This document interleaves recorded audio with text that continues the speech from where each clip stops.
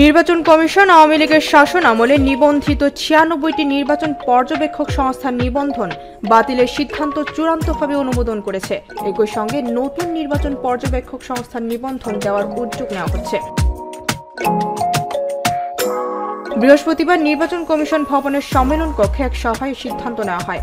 সভায় নির্বাচন সংক্রান্ত বিভিন্ন বিষয় যেমন সীমানা পুনর্নির্ধারণ, রাজনৈতিক দলের নিবন্ধন, জাতীয় ও স্থানীয় সরকার নির্বাচনের প্রস্তুতি, ভোট কেন্দ্র স্থাপন, ভোট গ্রহণ কর্মকর্তাদের প্যানেল প্রস্তুত ও তদারকি সহ সংশ্লিষ্ট বিষয়গুলো নিয়ে আলোচনা হয়। সভায় নেতৃত্ব দেন নির্বাচন কমিশনার আনোয়ারুল ইসলাম সরকার। তিনি জানান, ইতোমধ্যে কমিশন সিদ্ধান্ত নিয়েছে ভোটার সংখ্যা, ভৌগোলিক অবস্থান ও প্রশাসনিক সুবিধার ভিত্তিতে সীমানা পুনর্নির্ধারণ করা হবে। এ সংক্রান্ত বিষয়ে 64 জেলা থেকে প্রায় 400 আবেদন জমা পড়েছে। আবেদনকারীদের অনেকেই 2008 সালের আগে সীমানায় ফিরে যেতে আগ্রহী। নির্বাচন কমিশনার আনোয়ারুল ইসলাম সরকার আরও জানান, ত্রয়োদশ জাতীয় সংসদ নির্বাচনকে সামনে রেখে নির্বাচন কমিশন সব প্রস্তুতি সম্পন্ন করার পরিকল্পনা গ্রহণ করেছে।